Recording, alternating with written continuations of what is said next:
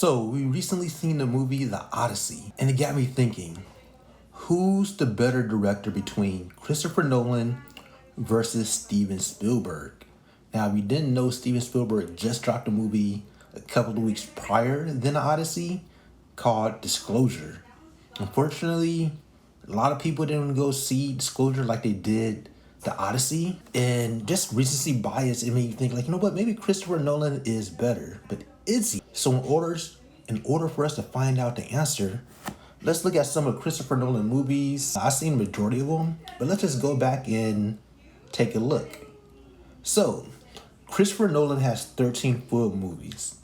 His first movie came out in 1998. The Following, I've never seen it. It's an independent film, but that movie helped launch his career. His second movie is a movie I've seen and a movie I truly enjoy called Memento. If you didn't see it, check it out.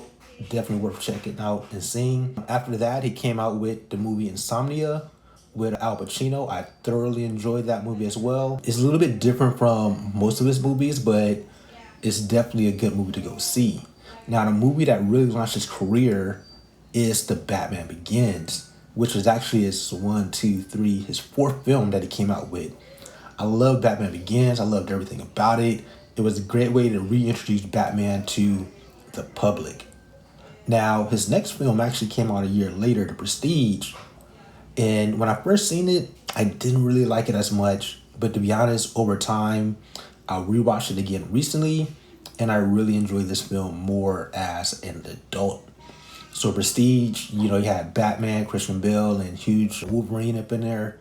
So that movie was really good. So overall, he has 4 hits out of 5. I haven't seen The Following, so I can't make a comment on that. But so far, he didn't miss for me as a director. His next film, The Dark Knight, it built on Batman Part 1. Incredible film. Inception, another cult classic that did really well at the box office. His next film, The Dark Knight Rises. Now, people don't like it as much as Part 1 and 2, but overall, I thought it was a good film overall. Not the best, but good. Next, he had Interstellar. Now, Interstellar is a movie I always wanted to see. I know, right? I just haven't seen it yet, right? It's been 10 years and I still haven't seen it. So that's a movie I plan on watching in the near future. But by all accounts, that movie did really well at the box office and it was really well received. Now, I did go to the movie scene Dunkirk. That movie was well received, but I did not like that movie at all. I don't know what people saw in that movie. I just didn't like it. I thought it was long and boring. To me, that was like his first clunker. There was nothing there. It was filmed, anything you get with Christopher Nolan, it's going to be technically filmed well, it's going to look good. But outside of that, I just did not like that movie at all. Next up, he had Tenet. Now, Tenet came out at a weird time. It was during COVID. It just came out in a weird time. Overall, I thought the movie was interesting, confusing. Not one of his best films. I put it like in a lower tier, but definitely better than Dunkirk in my opinion. Tenet is kind of controversial because a lot of people didn't really like that movie as much compared to a lot of the other things that he did. So that was actually, I would say, his first box office clunker because at least Dunkirk made money. Tenet didn't, but you got to look at the circumstances of its release during COVID and just an odd time. And then it was a weird time for Tenet as a whole, with the whole Warner Brother debacle that year, dropping movies on HBO Max instead of releasing them at the movie theater. So a lot of bad leadership at Warner Brothers at that time. Next up, you have Oppenheimer. Now, this movie had rave reviews, had a whole Barbie and Oppenheimer thing going on. At this point, I didn't go watch the movie. I was kind of like, it just didn't appeal to me. I do look forward to watching it because I just feel like I have to watch all of his movies at this point because I'm so close. I've seen basically everything up to this point except 2 movies. His first movie, The Following, and Interstellar. Interstellar, which I heard is really good. So I'll probably watch Interstellar first or Oppenheimer and then The Following. But his movies are long and you definitely need to schedule time to actually watch his movies. That's the one thing about him. Next up, he has The Odyssey. Now, I really enjoyed The Odyssey. Is it the best film of all time? No. Is it a good film? Yes. It's a good, fun movie to see during the summer. It's enjoyable. It's all the things you want in a movie. So it's definitely worth watching, definitely worth checking out. It's funny just to hear there's so much controversy about the movie from different people. I was even talking to a coworker. They didn't even see the movie. I don't even know what the gripe with the movie was, but they said they heard it was bad and they were arguing how bad the movie was for a movie they'd never even seen. I'm just like, wow, it was just so interesting to hear the hate that it just spewed from this guy. You know what I mean? And I don't think he had the same controversy as some of the other people, like the stuff that's going on. But he definitely didn't like the movie, and he was adamant that it was a horrible movie for a movie that he did not see, that he only heard from one friend who told him it was bad. I don't know, folks. That's just insane to me. Like, if you don't want to see the movie, that's fine. If you don't like something in the movie, it is what it is. You know, at the end of the day, movies are just movies and they should be enjoyable. It's hard to hate on something you didn't see. Now, you might not like somebody, you might want to watch their stuff, but sometimes I believe, you know, in Nolan case, when you're a master filmmaker or a master filmmaker in general, if you can make a good story, then a good story is a good story. Like, overall, I thought it was good. Not my favorite, but good.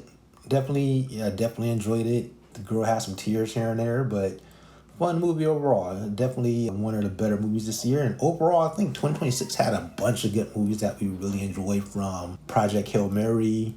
We did enjoy Michael as well. It was a fun movie for what it was. So we've enjoyed like a lot of films that we've seen. We haven't seen a lot, but overall, the ones that we did see, we really enjoyed. Now, let's talk about Steven Spielberg. Now, Steven Spielberg released a movie. He has 37 movies. He's been doing this since the 60s. So this guy, he invented the summer blockbuster. Now, sometimes you forget what he did, but I'll probably skip around because he has a lot of movies. But we'll go through most of them. And it's hard to compare someone with 37 movies and been around since the 60s versus Nolan, who's been around since 98. So Spielberg has done a lot. He had the first movie, Firelight. I never seen it. The Duel, The Sugarland Express. His first three movies I've never seen. I heard about The Duel, but I never seen the other three. But the first big blockbuster movie was Jaws. And excuse me. My thoughts. His first big movie was Jaws. Now, Jaws was an incredible film.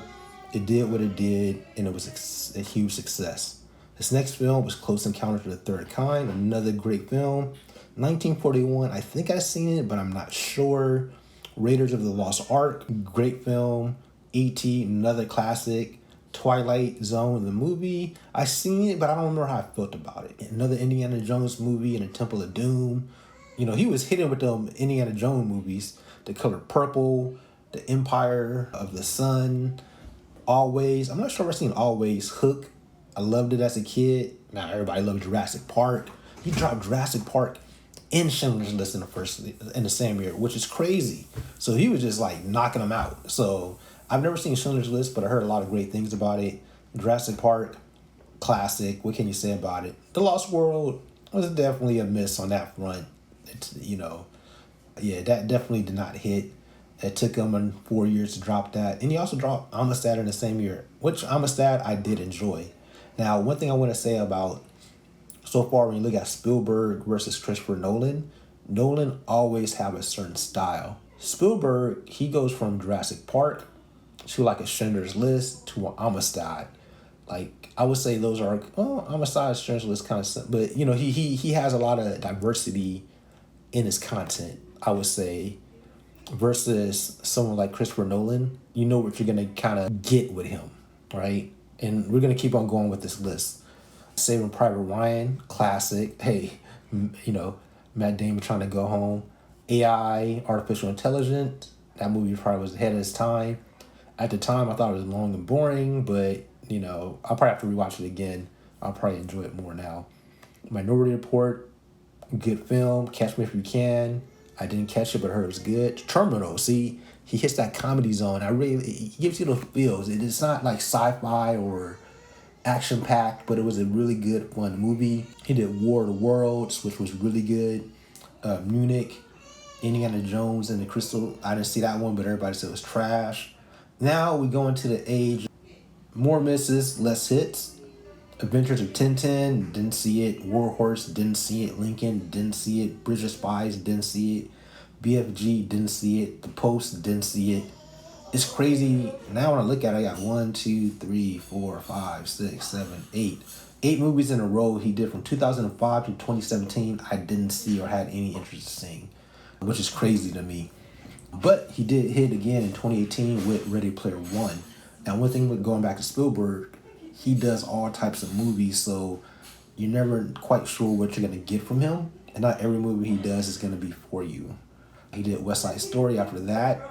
I didn't see it, heard it was good, didn't see it. The Fableman, same thing. Or Fablemans, didn't see it. Disclosure Day, didn't see it. Kind of want to see it, but I'm going to wait to streaming to watch that. So when you look at Spielberg, he has, I would say, Spielberg has a bunch of different type of hits, and he's a different type of filmmaker. Overall, I would say they both have really good films. I think Spielberg has a more diverse collection of films that you might enjoy versus Christopher Nolan. They have something similar to them. Even they have it has a style to them, like the Nolan style, I would say. Something good to them. But I can't see Christopher Nolan doing The Terminal. I can't see Christopher Nolan doing The Color Purple. I can't see Christopher Nolan doing an Amistad. Now, I can't see Spielberg doing the films that Nolan does. Maybe not to that degree. Yeah, they both have different kind of styles. And at the end of the day, just looking at their careers, I think they're both great filmmakers. They're masters at their craft. You're looking at the top of the line of what they do. Now, I think it feels like Spielberg might experiment more on the story side. And I think when I say story, I mean like diversity of stories, as far as like West Side Story versus Disclosure Day or The Terminal or Catch Me If You Can. That's what I mean when I just talk about diversity of content. Nolan, he sticks more to that, I feel like that sci-fi, that twist, that turn. Like, he's different in a good way, but he does his own thing in a different type of way. And looking at it, I enjoy both filmmakers. I think Nolan is more consistent as far as on what you're gonna get. Spielberg, as of late, like just going back and looking at this movie, I can't believe how I didn't see of him in some of these movies. I didn't even know he did, like The Bridge of Spies, BFG, The Post.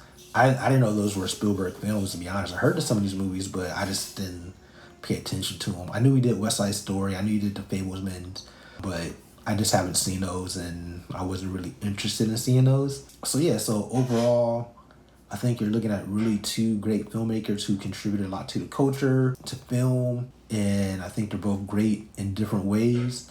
Overall, if a movie come out from both of them, who I'm going to watch first?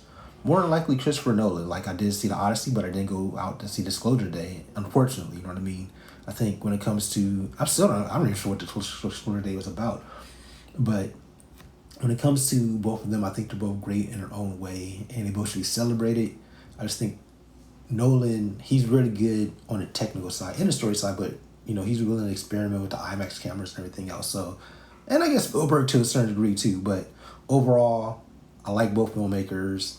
I came here initially with the thought, maybe Christopher Nolan is better, but no, they're both great. They both deserve praise.